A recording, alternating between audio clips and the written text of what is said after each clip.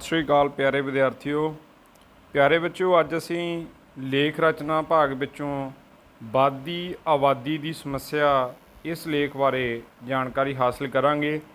ਸੋ ਆਓ ਅਸੀਂ ਜਾਣਕਾਰੀ ਹਾਸਲ ਕਰਦੇ ਹਾਂ ਕਿ ਆਬਾਦੀ ਤੋਂ ਭਾਵ ਹੁੰਦਾ ਹੈ ਬੇਟਾ ਜਨਸੰਖਿਆ। ਆਬਾਦੀ ਤੋਂ ਭਾਵ ਜੋ ਦਿਨ ਪ੍ਰਤੀ ਦਿਨ ਭਾਰਤ ਦੇ ਵਿੱਚ ਜਾਂ ਦੂਸਰੇ ਬਹੁਤ ਸਾਰੇ ਮੁਲਕਾਂ ਦੇ ਵਿੱਚ ਵੀ ਜਿਹੜੀ ਲੋਕਾਂ ਦੀ ਜਨਸੰਖਿਆ ਵੱਧ ਰਹੀ ਹੈ।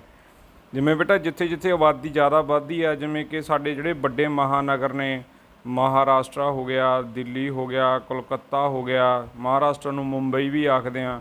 ਸੋ ਇਸ ਤਰ੍ਹਾਂ ਬੇਟਾ ਜਿਵੇਂ ਸਾਡੇ ਪਿੰਡਾਂ ਦੇ ਅਕੋਰਡਿੰਗ ਵੱਡੇ ਵੱਡੇ ਸ਼ਹਿਰ ਨੇ, ਜਿਵੇਂ ਲੁਧਿਆਣਾ ਹੋ ਗਿਆ, ਪਟਿਆਲਾ ਹੋ ਗਿਆ, ਰੋਪੜ ਹੋ ਗਿਆ, ਕਪੂਰਥਲਾ ਹੋ ਗਿਆ, ਜਿਹੜੇ ਸਾਡੇ ਸਿਟੀਆਂ ਨੇ ਵੱਡੀਆਂ, ਉੱਥੇ ਜ਼ਿਆਦਾ ਜਿਹੜੇ ਲੋਕ ਨੇ। ਸੋ ਜੇ ਅਸੀਂ ਪਿੰਡਾਂ ਦੀ ਗੱਲ ਕਰਦੇ ਹਾਂ ਬੇਟਾ, ਇੱਥੇ ਅਜੇ ਜਿਹੜਾ ਜਨ ਜੀਵਨ ਆ ਕੁਝ ਸੁਖਾਵਾਂ ਹੈ। ਬਟ ਜਿਉਂ-ਜਿਉਂ ਅਸੀਂ ਵੱਡੇ ਸ਼ਹਿਰਾਂ ਦੀ ਗੱਲ ਕਰਦੇ ਹਾਂ ਜਾਂ ਵੱਡੇ ਮੁਲਕਾਂ ਦੀ ਗੱਲ ਕਰਦੇ ਹਾਂ, ਫਿਰ ਬੇਟਾ ਜਿੱਥੇ ਜਿਹੜੀ ਜਨਸੰਖਿਆ ਜ਼ਿਆਦਾ ਹੁੰਦੀ ਆ, ਆਬਾਦੀ ਜ਼ਿਆਦਾ ਹੁੰਦੀ ਆ, ਉੱਥੇ ਸਮੱਸਿਆਵਾਂ ਵੀ ਜਿਹੜੀਆਂ ਉਹ ਜ਼ਿਆਦਾ ਹੁੰਦੀਆਂ ਨੇ। ਸੋ ਅੱਜ ਦੇ ਸਮੇਂ ਦੇ ਵਿੱਚ ਜਿੱਥੇ ਅਸੀਂ ਪ੍ਰਦੂਸ਼ਣ ਨੂੰ ਵੱਡੀ ਸਮੱਸਿਆ ਸਮਝਦੇ ਹਾਂ, ਸੋ ਉੱਥੇ ਜੇ ਇਸ ਨੂੰ ਵਿਚਾਰ ਕੀਤਾ ਜਾਵੇ ਕਿ ਪ੍ਰਦੂਸ਼ਣ ਕਰ ਕੌਣ ਰਿਹਾ ਹੈ, ਤਾਂ ਫਿਰ ਗੱਲ ਆਊਗੀ ਕਿ ਮਨੁੱਖ। ਕਿਉਂਕਿ ਜੇ ਮਨੁੱਖ ਵੱਧਦਾ ਜਾ ਰਿਹਾ ਤਾਂ ਪ੍ਰਦੂਸ਼ਣ ਵੀ ਜਿਹੜਾ ਧਰਤੀ ਦੇ ਉੱਪਰ ਉਹ ਵੱਧਦਾ ਜਾ ਰਿਹਾ।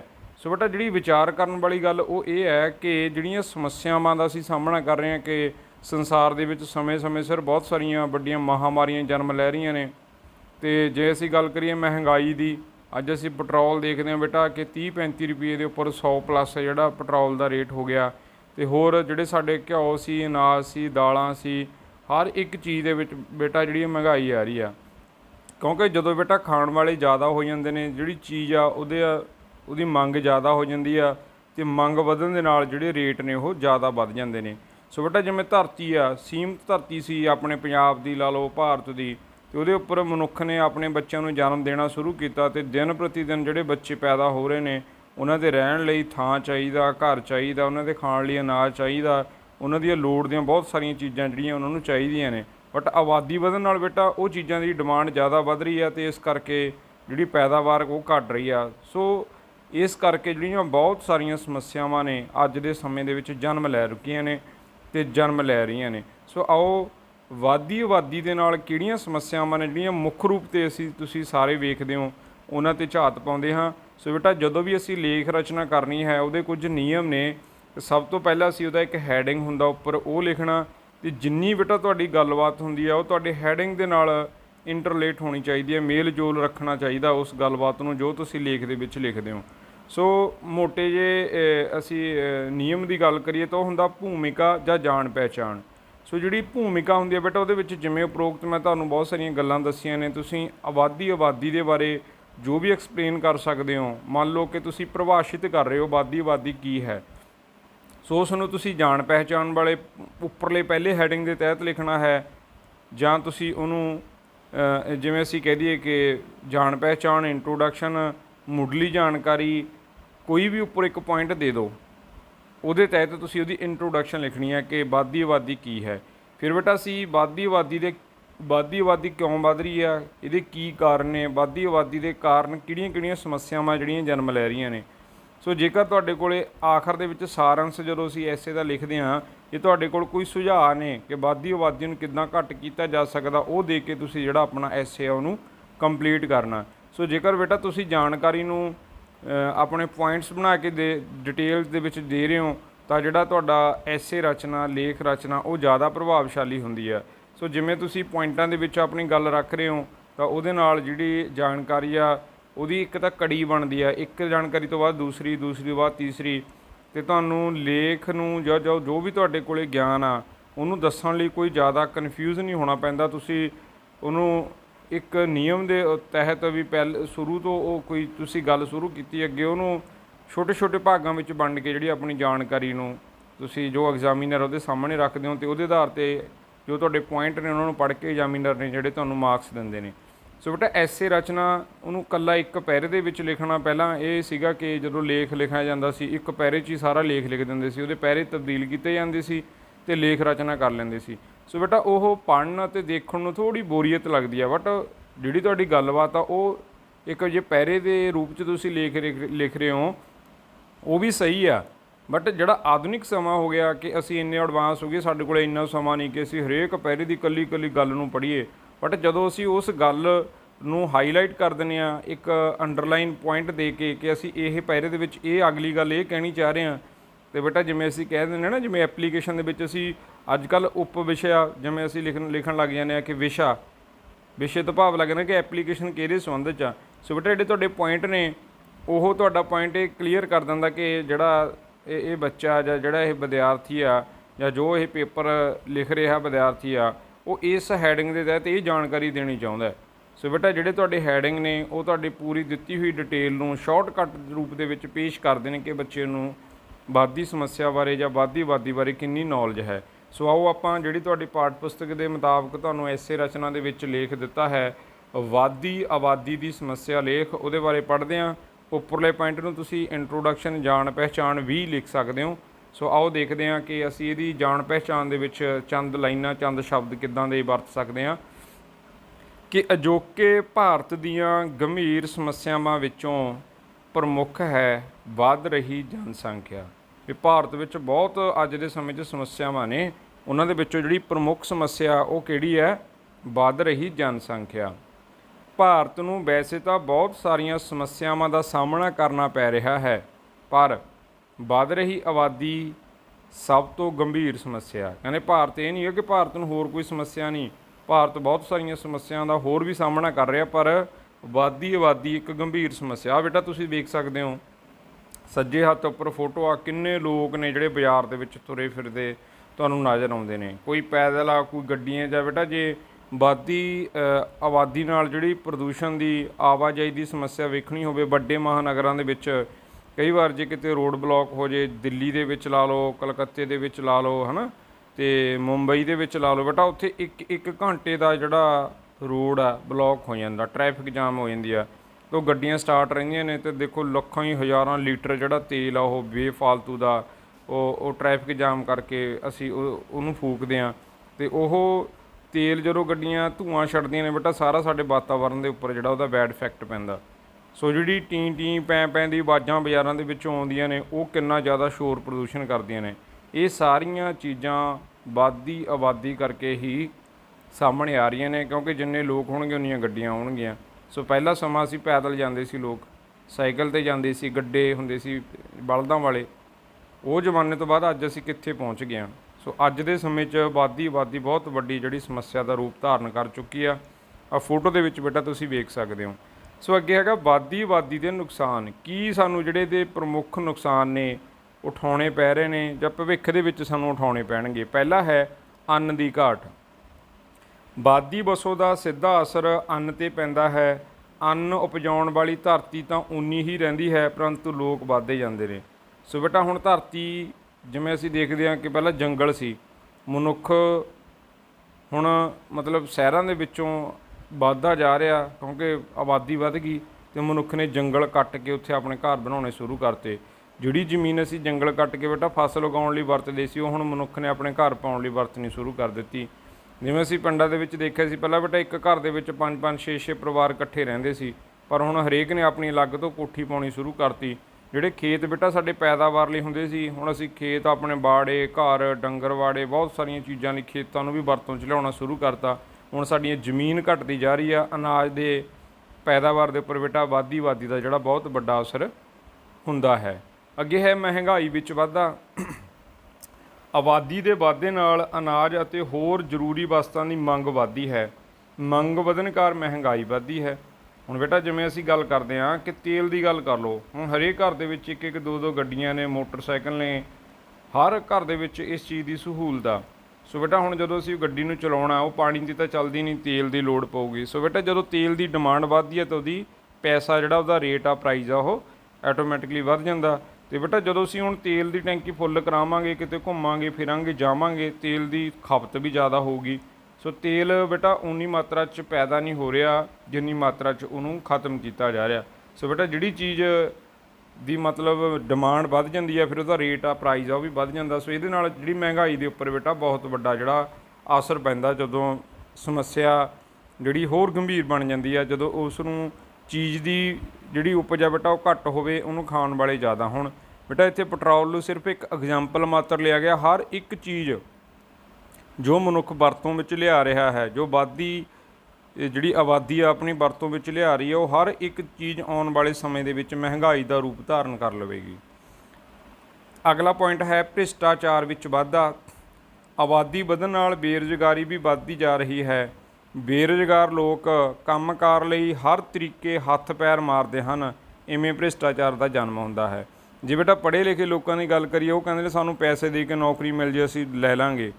ਅਤੇ ਜੇ ਬੇਟਾ ਅਸੀਂ ਬੇਰੁਜ਼ਗਾਰਾਂ ਦੀ ਗੱਲ ਕਰੀਏ, ਜਿਨ੍ਹਾਂ ਕੋਲ ਕੋਈ ਰੁਜ਼ਗਾਰ ਨਹੀਂ ਬੇਟਾ, ਉਹ ਠੱਗੀਆਂ, ਠੋਰੀਆਂ, ਡਾਕੇ, ਹਰ ਤਰ੍ਹਾਂ ਦੇ ਪੁੱਠੇ ਸਿੱਧੇ ਕੰਮ ਕਰ ਰਹੇ ਨੇ, ਜਿਹਦੇ ਨਾਲ ਸੰਸਾਰ ਦੇ ਵਿੱਚ, ਇਸ ਦੁਨੀਆ ਦੇ ਵਿੱਚ, ਭਾਰਤ ਦੇ ਵਿੱਚ, ਪੰਜਾਬ ਦੇ ਵਿੱਚ ਦਿਨ ਪ੍ਰਤੀ ਦਿਨ ਜਿਹੜਾ ਭ੍ਰਿਸ਼ਟਾਚਾਰ ਆ ਉਹ ਵੱਧਦਾ ਜਾ ਰਿਹਾ। ਹੁਣ ਤੁਸੀਂ ਆਏ ਦਿਨ ਦੇਖਦੇ ਹੋ ਬੇਟਾ, ਗੈਂਗਸਟਰ ਜਿਹੜੇ ਲੜਦੇ ਨੇ, ਬਹੁਤ ਸਾਰੇ ਮੁੰਡਿਆਂ ਨੂੰ ਗੈਂਗਸਟਰ ਕਹਿ ਕੇ ਮਾਰਿਆ ਜਾ ਰਿਹਾ।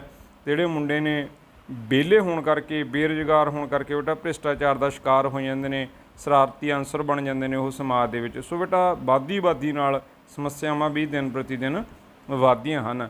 ਅੱਗੇ ਹੈਗਾ ਅਨਪੜ੍ਹਤਾ ਵਿੱਚ ਵਾਧਾ। ਆਰਥਿਕ ਤੰਗੀ ਕਾਰਨ ਮਾਪੇ ਆਪਣੇ ਸਾਰੇ ਬੱਚਿਆਂ ਨੂੰ ਵਿੱਦਿਆ ਨਹੀਂ ਦੇ ਸਕਦੇ। ਅਨਪੜ੍ਹਤਾ ਮਨੁੱਖ ਦੇ ਵਿਕਾਸ ਦੇ ਰਾਹ ਦਾ ਰੋੜਾ ਬਣਦੀ ਹੈ ਜਾਂ ਉਹਦੇ ਵਿਕਾਸ ਦੇ ਰਾਹ ਨੂੰ ਰੋਕ ਕੇ ਰੱਖਦੀ ਹੈ। ਹੁਣ ਜਿਵੇਂ ਬੇਟਾ ਇੱਕ ਘਰ ਦੇ ਵਿੱਚ 4 ਜਾਂ 5 ਬੱਚੇ ਨੇ, ਉਹਦੇ ਵਿੱਚ ਉਹ 3 ਮੁੰਡਿਆਂ ਨੂੰ ਤਾਂ ਵਿਆਹ ਲੈਣਗੇ, ਪੜ੍ਹਾ ਲੈਣਗੇ, ਪਰ ਧੀ ਦੇ ਵਿਆਹ ਪ੍ਰਤੀ ਵੀ ਉਹ ਸੋਚਦੇ ਨੇ ਕਿ ਧੀ ਨੂੰ ਜਨਮ ਹੀ ਨਾ ਦਿੱਤਾ ਜਾਵੇ, ਭਰੂਣ ਹੱਤਿਆ ਵੱਧ ਰਹੀ ਆ।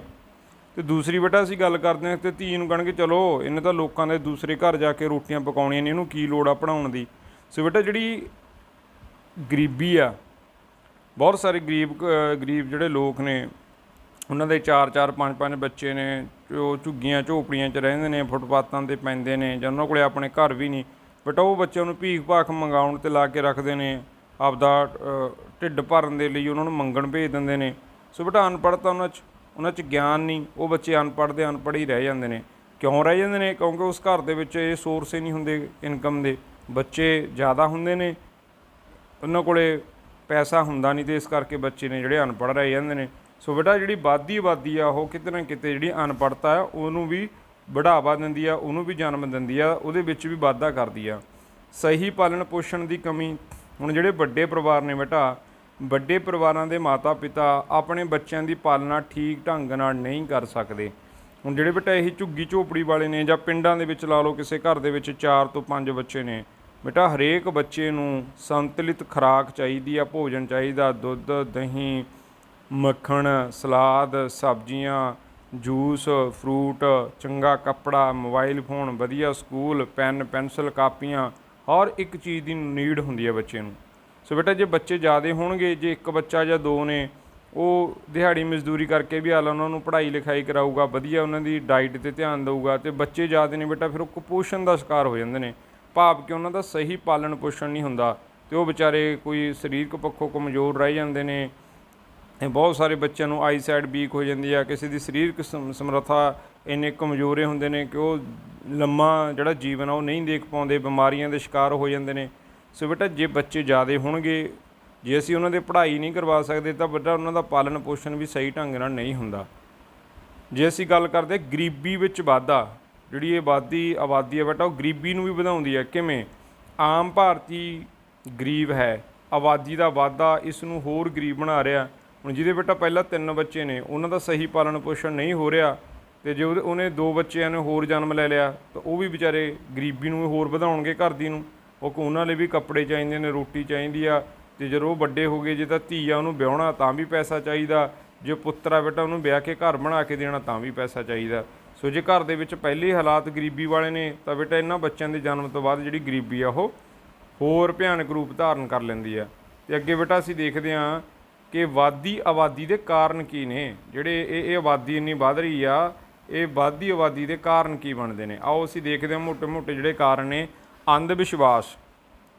ਕਹਿੰਦੇ ਸਾਡੇ ਦੇਸ਼ ਵਿੱਚ ਅਜੇ ਵੀ ਇਹ ਗੱਲ ਪ੍ਰਚਲਿਤ ਹੈ ਕਿ ਬੱਚਾ ਰੱਬ ਦੀ ਦਾਤ ਹੈ। ਇਹੋ ਜਿਹੇ ਵਿਚਾਰਾਂ ਦੇ ਫਲਸਰੂਪ ਆਬਾਦੀ ਲਗਾਤਾਰ ਵੱਧਦੀ ਆ। ਸੋ ਇਹ ਬੇਟਾ ਅਸੀਂ ਇਹ ਨਹੀਂ ਕਹਿੰਦੇ ਕਿ ਕਿਸੇ ਬੱਚੇ ਨੂੰ ਜਨਮ ਨਾ ਦਿਓ, ਪਰ ਜੇ ਤੁਹਾਡੇ ਘਰ ਦੀ ਜਿਹੜੀ ਨੀਡ ਆ, ਤੁਹਾਡੇ ਘਰ ਕੋਲ ਪੈਸਾ ਹੈ ਇੰਨਾ ਕਰਕੇ ਤੁਸੀਂ 2 ਬੱਚਿਆਂ ਦਾ ਪਾਲਣ ਪੋਸ਼ਣ ਕਰ ਸਕਦੇ ਹੋ, ਜਾਂ 1 ਦਾ, ਤਾਂ ਬੇਟਾ 1 ਅਤੇ 2 ਬੱਚਿਆਂ ਨੂੰ ਹੀ ਜਨਮ ਦੇਣ ਮਾਤਾ ਪਿਤਾ। ਪਰ ਇਹ ਕਹਿੰਦੇ ਨੇ ਇਹ ਤਾਂ ਕੁਦਰਤ ਨੇ ਪੈਦਾ ਕੀਤਾ, ਚਾਹੇ ਧੀ ਆ ਪੁੱਤ ਆ, ਜਿੰਨੇ ਹੋ ਰਹੇ ਨੇ ਅਸੀਂ ਇਹਨਾਂ ਨੂੰ ਜਨਮ ਦੇਵਾਂਗੇ। ਸੋ ਇਹ ਇੱਕ ਅੰਧ ਵਿਸ਼ਵਾਸ ਆ, ਸਾਨੂੰ ਇਸ ਤੋਂ ਬਾਹਰ ਆਉਣਾ ਚਾਹੀਦਾ। ਜਿਹੜੇ ਬਾਹਰਲੇ ਮੁਲਕ ਨੇ ਬੇਟਾ, ਉੱਥੇ ਧੀ ਅਤੇ ਪੁੱਤ ਦੇ ਵਿੱਚ ਅੱਜ ਵੀ ਫਰਕ ਨਹੀਂ ਤੇ ਪਹਿਲਾਂ ਵੀ ਫਰਕ ਨਹੀਂ ਸੀ, ਪਰ ਇੱਥੇ ਹੈਗਾ ਸੀ। ਪਰ ਹੁਣ ਪੜ੍ਹੇ ਲਿਖੇ ਲੋਕਾਂ ਨੂੰ ਇਹ ਗਿਆਨ ਹੋਇਆ ਕਿ ਹੁਣ ਧੀ ਅਤੇ ਪੁੱਤਰ ਵਿੱਚ ਕੋਈ ਫਰਕ ਨਹੀਂ ਸਮਝਦੇ, ਕਿਉਂਕਿ ਜਿਹੜੀ ਨੌਕਰੀ ਆ ਧੀ ਵੀ ਕਰਦੀ ਹੈ ਅਤੇ ਪੁੱਤਰ ਵੀ ਕਰਦੇ ਨੇ। ਸੋ ਅਗਲਾ ਬੇਟਾ ਮੇਨ ਕਾਰਨ ਹੈ ਆਮਦਨੀ ਦਾ ਸਾਧਨ। ਗਰੀਬ ਮਾਪੇ ਬੱਚਿਆਂ ਨੂੰ ਆਪਣੀ ਆਮਦਨੀ ਵਿੱਚ ਵਾਧਾ ਕਰਨ ਦਾ ਸਾਧਨ ਸਮਝਦੇ ਨੇ। ਉਹ ਸੋਚਦੇ ਹਨ ਕਿ ਜਿੰਨੇ ਜ਼ਿਆਦਾ ਹੱਥ ਹੋਣਗੇ ਉਨੀ ਜ਼ਿਆਦਾ ਕਮਾਈ ਕਰ ਸਕਣਗੇ।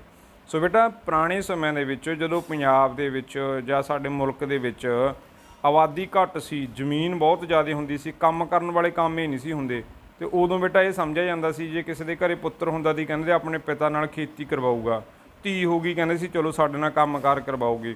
ਸੋ ਬੇਟਾ ਉਸ ਸਮਿਆਂ ਦੇ ਵਿੱਚ ਜਦੋਂ ਜ਼ਮੀਨ ਬਹੁਤ ਜ਼ਿਆਦਾ ਸੀ ਉਸ ਟਾਈਮ ਬੇਟਾ ਇਹ ਨਿਯਮ ਠੀਕ ਸੀ ਕਿ ਬੱਚੇ ਘਰ ਦੇ ਵਿੱਚ ਜਿੰਨੇ ਹੋਣਗੇ ਸਾਡੇ ਨਾਲ ਕੰਮਕਾਰ ਦੇ ਵਿੱਚ ਵਾਧਾ ਕਰਵਾਉਣਗੇ। ਹੁਣ ਬੇਟਾ ਜ਼ਮੀਨ ਹੀ ਨਹੀਂ ਹੈਗੀ ਸਾਡੇ ਕੋਲ, ਉਨੀ ਆਮਦਨੀ ਹੀ ਨਹੀਂ ਹੈਗੀ ਕਿ ਅਸੀਂ ਇੰਨੇ ਬੱਚਿਆਂ ਦਾ ਪਾਲਣ ਪੋਸ਼ਣ ਕਰ ਸਕੀਏ। ਅਤੇ ਬੇਟਾ ਜਿਹੜੇ ਗਰੀਬ ਨੇ ਉਹ ਸੋਚਦੇ ਨੇ ਕਿ ਸਾਡੇ 2 ਬੱਚੇ ਭੀਖ ਮੰਗਦੇ ਨੇ, ਜੇ 2 ਬੱਚੇ ਹੋਰ ਹੋ ਜਾਣਗੇ ਉਹ ਵੀ ਭੀਖ ਮੰਗਣਗੇ, ਪੈਸੇ ਆਉਣਗੇ। ਸੋ ਬੇਟਾ ਅੱਜ ਦੇ ਸਮੇਂ ਦੇ ਵਿੱਚ ਬੱਚਿਆਂ ਨੂੰ ਇਸ ਤਰ੍ਹਾਂ ਆਮਦਨੀ ਵਿੱਚ ਵਾਧਾ ਕਰਨ ਦਾ ਸਾਧਨ ਸਮਝਿਆ ਜਾਂਦਾ। ਜਿਹੜੇ ਗਰੀਬ ਲੋਕ ਨੇ ਉਹ ਸੋਚਦੇ ਨੇ ਚਲੋ ਕਿਸੇ ਹੋਟਲ 'ਤੇ ਲੱਗ ਜਾਊਗਾ, ਕਿਤੇ ਦਿਹਾੜੀ ਕਰਨ ਚਲਿਆ ਜਾਊਗਾ, ਵੀ ਚਲੋ ਹੋ ਜਾਣ ਦਿਓ ਬੱਚੇ। ਅਤੇ ਬੇਟਾ ਉਹਨਾਂ ਦਾ ਨਾ ਤਾਂ ਸਹੀ ਪਾਲਣ ਪੋਸ਼ਣ ਹੁੰਦਾ, ਨਾ ਹੀ ਉਹਨਾਂ ਨੂੰ ਸਹੀ ਪੜ੍ਹਾਈ ਮਿਲਦੀ ਹੈ, ਅਤੇ ਫਿਰ ਬਹੁਤ ਸਾਰੇ ਜਿਹੜੇ ਬੱਚੇ ਨੇ ਮਾੜੀ ਸੰਗਤ ਦਾ ਸ਼ਿਕਾਰ ਹੋ ਕੇ ਚੋਰ, ਲੁਟੇਰੇ, ਡਾਕੂ, ਗੈਂਗਸਟਰ, ਸਮਾਜ ਦੇ ਵਿੱਚ ਜਿਹੜੇ ਸ਼ਰਾਰਤੀ ਅਨਸਰ ਬਣ ਜਾਂਦੇ ਨੇ। ਇਹ ਜ਼ਰੂਰੀ ਨਹੀਂ ਕਿ ਬੇਟਾ ਕਿ ਗਰੀਬ ਘਰ ਦੇ ਬੱਚੇ ਹੀ ਇਸ ਤਰ੍ਹਾਂ ਦੇ ਬਣਦੇ ਨੇ। ਕਈ ਅਮੀਰ ਘਰਾਂ ਦੇ ਬੱਚੇ ਵੀ ਜਿਨ੍ਹਾਂ ਕੋਲ ਆਮਦਨੀ ਦੇ ਜ਼ਿਆਦਾ ਸਾਧਨ ਹੁੰਦੇ ਨੇ ਉਹ ਸ਼ੌਂਕ ਵਜੋਂ ਨਸ਼ੇ ਪੱਤੇ ਕਰਦੇ ਨੇ, ਲੋਕਾਂ ਨੂੰ ਕੁੱਟਮਾਰ ਕਰਦੇ ਨੇ, ਉਹ ਵੀ ਗਲਤ ਸੰਗਤ ਦਾ ਸ਼ਿਕਾਰ ਹੋ ਜਾਂਦੇ ਨੇ। ਸੋ ਅਸੀਂ ਗੱਲ ਕਰ ਰਹੇ ਵੱਧਦੀ ਆਬਾਦੀ, ਜੇ ਅਮੀਰਾਂ ਦੀ ਆਬਾਦੀ ਵੱਧ ਰਹੀ ਹੈ ਉਹਨਾਂ ਦੇ ਬੱਚੇ ਵੀ ਥੋੜ੍ਹੇ ਮਾੜੀ ਸੰਗਤ ਦਾ ਸ਼ਿਕਾਰ ਹੋ ਜਾਂਦੇ ਨੇ।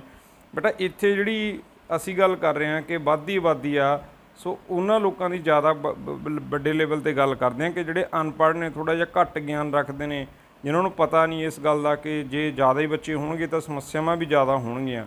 ਸੋ ਇਹ ਨਹੀਂ ਬੇਟਾ ਕਿ ਬੱਚੇ ਜਨਮ ਹੀ ਨਹੀਂ ਦੇਣਾ, ਆਪਣੇ ਪਰਿਵਾਰ ਦੀ ਆਮਦਨੀ ਦੇ ਮੁਤਾਬਕ ਬੱਚਿਆਂ ਨੂੰ ਜਨਮ ਦੇਣਾ ਚਾਹੀਦਾ, ਚਾਹੇ ਤੁਹਾਡੇ ਘਰੇ ਧੀ ਜਨਮ ਲੈ ਰਹੀ ਹੈ ਜਾਂ ਪੁੱਤਰ। ਦੂਸਰਾ ਬੇਟਾ ਇਹਦਾ ਕਾਰਨ ਆਬਾਦੀ ਦਾ ਛੋਟੀ ਉਮਰ ਦੇ ਵਿਆਹ ਵੀ ਆਬਾਦੀ ਵਿੱਚ ਵਾਧੇ ਦਾ ਕਾਰਨ ਬਣਦੇ ਨੇ। ਜਿਵੇਂ ਇੱਕ ਲੜਕੀ ਦਾ ਬੇਟਾ 15 ਤੋਂ 18 ਸਾਲ ਦੇ ਵਿੱਚ ਵਿਆਹ ਹੋ ਜਾਂਦਾ, ਅਤੇ ਜਿਉਂ ਉਹਦੀ ਉਮਰ ਵੱਧਦੀ ਆ ਉਹ ਘਰ ਗ੍ਰਹਿਸਥੀ ਦਾ ਜੀਵਨ ਦੇ ਵਿੱਚ ਗੁਜ਼ਰਦੀ ਆ। ਸੋ ਜਿਉਂ ਉਹਨੇ ਮਤਲਬ 50 ਸਾਲ ਤੱਕ ਜਾਣਾ, ਉਹ ਬਹੁਤ ਸਾਰੇ ਜਿਹੜੇ ਬੱਚੇ ਨੇ ਉਹਨਾਂ ਨੂੰ ਜਨਮ ਦੇ ਦਿੰਦੀ ਆ। ਛੋਟੀ ਉਮਰ ਦੇ ਵਿੱਚ ਜਿਹੜੇ ਵਿਆਹ ਨੇ ਉਹ ਵੀ ਆਬਾਦੀ ਦੇ ਵਾਧੇ ਦਾ ਕਾਰਨ ਬਣਦੇ ਨੇ ਬੇਟਾ। ਅੱਗੇ ਹੈਗਾ ਪੱਖਪਾਤੀ ਸੋਚ। ਕਈ ਰੂੜੀਵਾਦੀ ਸੋਚ ਕੇ ਲੋਕ ਮੁੰਡਾ ਪੈਦਾ ਕਰਨ ਪਿੱਛੇ 4 ਜਾਂ 5 ਬੱਚੇ ਪੈਦਾ ਕਰ ਲੈਂਦੇ ਹਨ।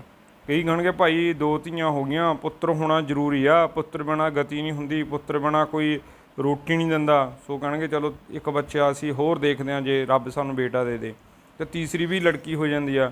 ਫਿਰ ਕਹਿਣਗੇ ਫਿਰ ਕੀ ਹੋ ਗਿਆ, ਇਹ ਤਾਂ ਕੰਨਿਆ ਦੇਵੀਆਂ ਨੇ ਹੋ ਗਈਆਂ, ਖਬਰ ਅਗਲੀ ਆਸ ਹੋ ਜੇ, ਤੁਸੀਂ ਇੱਕ ਬੱਚਾ ਫਿਰ ਟਰਾਈ ਕਰੋ, ਪਰਮਾਤਮਾ ਖਬਰਾਂ ਮੁੰਡਾ ਦੇ ਦੇ। ਫਿਰ ਚੌਥਾ ਬੱਚਾ ਹੁੰਦਾ, ਚੌਥਾ ਵੀ ਹੀ ਧੀ ਹੋ ਜਾਂਦੀ ਆ, ਅਤੇ ਕਹਿੰਦੇ ਕੋਈ ਗੱਲ ਨਹੀਂ, ਖਬਰਾਂ ਹੁਣ ਰੱਬ ਸਾਡੀ ਸੁਣ ਲਏ। ਫਿਰ 5ਵਾਂ ਬੱਚਾ ਮੰਨ ਲਓ ਜੇ ਮੁੰਡਾ ਹੋ ਜਾਂਦਾ, ਅਤੇ ਪਹਿਲਾਂ 4 ਧੀਆਂ ਬੈਠੀਆਂ ਨੇ ਉਹਨਾਂ ਦਾ ਪਾਲਣ ਪੋਸ਼ਣ ਕਰਨਾ, ਉਹ ਮੁੰਡੇ ਦਾ ਪਾਲਣ ਪੋਸ਼ਣ ਵੀ ਜਿਹੜਾ ਸਹੀ ਨਹੀਂ ਹੁੰਦਾ। ਸੋ ਬੇਟਾ ਇਸ ਤਰ੍ਹਾਂ ਕਈ ਵਾਰੀ ਅਸੀਂ ਕਈ ਇਸ ਤਰ੍ਹਾਂ ਦੇ ਪਰਿਵਾਰ ਹੁੰਦੇ ਨੇ 4-4 5-5 ਧੀਆਂ ਹੀ ਹੋ ਜਾਂਦੀਆਂ ਨੇ ਅਤੇ ਮੁੰਡਾ ਹੁੰਦਾ ਨਹੀਂ। ਇਸ ਤਰ੍ਹਾਂ ਬੇਟਾ ਅਸੀਂ ਮੁੰਡੇ ਦੀ ਚਾਹਤ ਦੇ ਵਿੱਚ ਕਿ ਸਾਡੇ ਘਰੇ ਰੱਬ ਪਰਮਾਤਮਾ ਮੁੰਡਾ ਦੇਵੇ ਤਾਂ 4-4 5-5 ਬੱਚਿਆਂ ਨੂੰ ਅਸੀਂ ਜਨਮ ਦੇ ਕੇ ਜਿਹੜਾ ਆਪਣਾ ਪਰਿਵਾਰ ਨੂੰ ਵੱਡਾ ਕਰ ਲੈਂਦੇ ਹਾਂ। ਇਹ ਵੀ ਪੱਖਪਾਤੀ ਸੋਚ ਆ। ਜੇ ਰੋਟੀ ਦੇਣੀ ਹੈ, ਧੀਆਂ ਵੀ ਰੋਟੀ ਦੇ ਸਕਦੀਆਂ ਨੇ, ਇੱਕ ਧੀ ਵੀ ਰੋਟੀ ਦੇ ਸਕਦੀ ਹੈ, ਇੱਕ ਧੀ ਵੀ ਇੱਜ਼ਤ ਬਣਾ ਸਕਦੀ ਆ। ਸੋ ਇਹ ਦੱਸਿਆ ਗਿਆ ਕਿ ਕਾਰਨ ਕੀ ਨੇ ਜਿਹੜੀ ਆਬਾਦੀ ਵੱਧ ਰਹੀ ਆ। ਪ੍ਰਚਾਰ ਦੀ ਘਾਟ। ਭਾਰਤੀ ਲੋਕ ਸ਼ਰਮ ਕਾਰਨ ਦੇਸ਼ ਵਿੱਚ ਪਰਿਵਾਰ ਨਿਯੋਜਨ ਦੇ ਪ੍ਰਚਾਰ ਨੂੰ ਅਮਲ ਵਿੱਚ ਨਹੀਂ ਲਿਆਉਂਦੇ। ਸੋ ਬੇਟਾ ਸਰਕਾਰੀ ਹਸਪਤਾਲਾਂ ਦੇ ਵਿੱਚ ਸਮੇਂ-ਸਮੇਂ ਸਿਰ ਪ੍ਰਚਾਰ ਕੀਤਾ ਜਾਂਦਾ, ਬੱਚੇ 2 ਹੀ ਅੱਛੇ। ਉਹਦੇ ਵਿੱਚ ਬੇਟਾ ਇੱਕ ਜਿਵੇਂ ਲੇਡੀਜ਼ ਹੁੰਦੇ ਨੇ ਉਹਨਾਂ ਦਾ ਡਾਕਟਰ ਇਲਾਜ ਕਰਦੇ ਨੇ, ਉਹਨਾਂ ਦਾ ਆਪਰੇਟ ਕਰਦੇ ਨੇ ਕਿ ਤੁਹਾਡੇ 2 ਬੱਚਿਆਂ ਤੋਂ ਬਾਅਦ ਹੁਣ ਅਗਲਾ ਬੱਚਾ ਜਨਮ ਨਹੀਂ ਲਊਗਾ। ਸੋ ਬੇਟਾ ਇਸੇ ਤਰ੍ਹਾਂ ਜਿਵੇਂ ਲੇਡੀਜ਼ ਨੇ ਉਹਨਾਂ ਦਾ ਆਪਰੇਟ ਹੁੰਦਾ, ਉਸੇ ਤਰ੍ਹਾਂ ਜਿਹੜੇ ਜੈਂਟਸ ਨੇ ਉਹਨਾਂ ਦਾ ਆਪਰੇਟ ਹੁੰਦਾ। ਅਤੇ ਬੇਟਾ ਜਿਹੜੇ ਲੋਕ ਨੇ ਅਨਪੜ੍ਹਤਾ ਹੋਣ ਕਾਰਨ ਇਹ ਆਪਣਾ ਇਸ ਤਰ੍ਹਾਂ ਦਾ ਜਿਹੜਾ ਸਰਕਾਰੀ ਹਸਪਤਾਲਾਂ ਦੇ ਵਿੱਚ ਇਲਾਜ ਹੁੰਦਾ ਉਹ ਨਹੀਂ ਕਰਵਾਉਂਦੇ ਅਤੇ ਲਗਾਤਾਰ ਬੱਚੇ ਪੈਦਾ ਕਰ ਰਹੇ ਨੇ। ਇਸ ਕਰਕੇ ਵੀ ਜਿਹੜਾ ਉਹਨਾਂ ਵਿੱਚ ਬੇਟਾ ਪ੍ਰਚਾਰ ਅਤੇ ਗਿਆਨ ਦੀ ਘਾਟ ਹੋਣ ਕਰਕੇ ਵੀ ਉਹ ਜ਼ਿਆਦਾ ਬੱਚਿਆਂ ਨੂੰ ਜਨਮ ਦਿੰਦੇ ਨੇ। ਬੱਚੇ 2 ਹੀ ਅੱਛੇ, ਹਮ 2 ਹਮਾਰੇ 2 ਬਹੁਤ ਵਾਰ ਕੰਧਾਂ 'ਤੇ ਲਿਖਿਆ ਹੁੰਦਾ ਕਿ 2 ਬੱਚੇ ਅੱਛੇ ਨੇ, ਤੁਸੀਂ ਵੀ 2 ਹੋ, ਤੁਹਾਡੇ 2 ਬੱਚੇ ਨੇ, ਬਹੁਤ ਵਧੀਆ ਪਰਿਵਾਰ ਆ।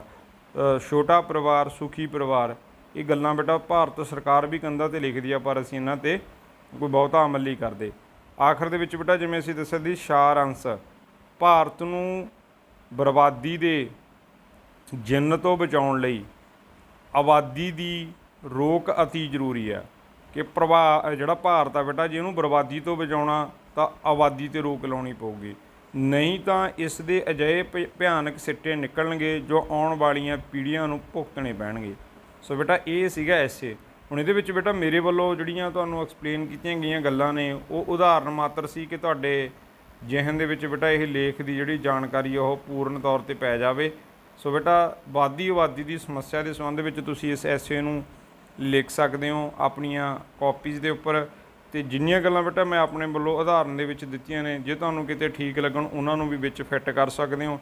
ਇਸ ਐਸੇ ਦੇ ਵਿੱਚ ਬੇਟਾ ਤੁਸੀਂ ਆਪਣੇ ਜਿਹੜੇ ਨਿੱਜੀ ਵਿਚਾਰ ਵੀ ਹੈਡਿੰਗ ਬਣਾ ਕੇ ਪੇਸ਼ ਕਰ ਸਕਦੇ ਹੋ। ਸੋ ਉਮੀਦ ਕਰਦੇ ਹਾਂ ਵੱਧਦੀ ਆਬਾਦੀ ਦੀ ਸਮੱਸਿਆ ਦੇ ਸੰਬੰਧ ਵਿੱਚ ਤੁਸੀਂ ਇਸ ਐਸੇ ਨੂੰ ਸਮਝਿਆ ਹੋਏਗਾ ਅਤੇ ਆਪਣੀ ਜਾਣਕਾਰੀ ਵਿੱਚ ਵਾਧਾ ਕੀਤਾ ਹੋਏਗਾ। ਹੁਣ ਇਸ ਐਸੇ ਵਾਲੀ ਵੀਡੀਓ ਨੂੰ ਆਪਾਂ ਇੱਥੇ ਹੀ ਸਮਾਪਤ ਕਰਦੇ ਹਾਂ। ਵਧੇਰੇ ਜਾਣਕਾਰੀ ਲਈ ਜੁੜੇ ਰਹੋ ਪੰਜਾਬੀ ਐਜੂਕੇਸ਼ਨ ਚੈਨਲ ਦੇ ਨਾਲ। ਥੈਂਕ ਯੂ ਜੀ।